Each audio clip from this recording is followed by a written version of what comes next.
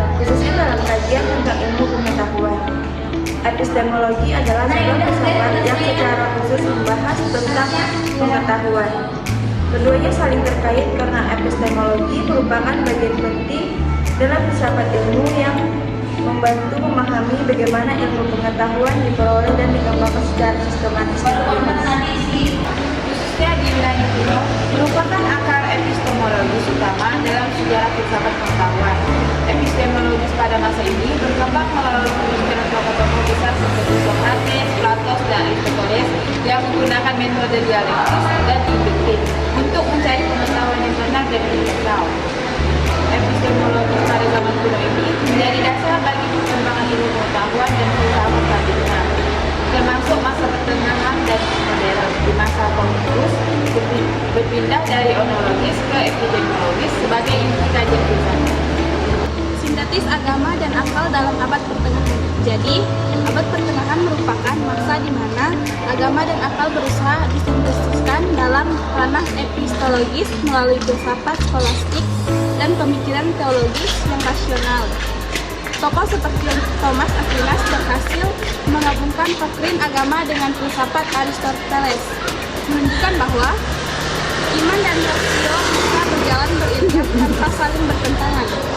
Meskipun terdapat tekanan dari dogma agama yang membatasi kebebasan berpikir, periode ini menjadi fondasi penting bagi perkembangan ilmu pengetahuan dan filsafat modern. Selanjutnya, positivisme dan logika positivisme epistemologis. Positivisme adalah aliran filsafat yang menegaskan bahwa pengetahuan yang valid hanya diperoleh melalui ilmu pengetahuan empiris. Positivisme, pengetahuan yang sahih, hanya berasal dari ilmu empiris berdasarkan observasi dan eksperimen, bebas nilai dan mencari hukum-hukum umum yang kasual. Logika positivisme menggunakan logika formal dan matematika untuk memastikan kejelasan kebenaran dunia. Dengan demikian, positivisme epistemologi berfokus pada metode ilmiah yang ketat dan empiris sebagai satu-satunya cara memperoleh pengetahuan yang valid. Sementara logika positivisme menambahkan dimensi logis dan verifikasi empiris sebagai kriteria makna dan kebenaran dalam ilmu pengetahuan. Jadi, kesimpulannya, filsafat ilmu adalah bahwa filsafat ilmu berperan penting sebagai landasan kesimpulan metodologi dalam pengembangan ilmu pengetahuan.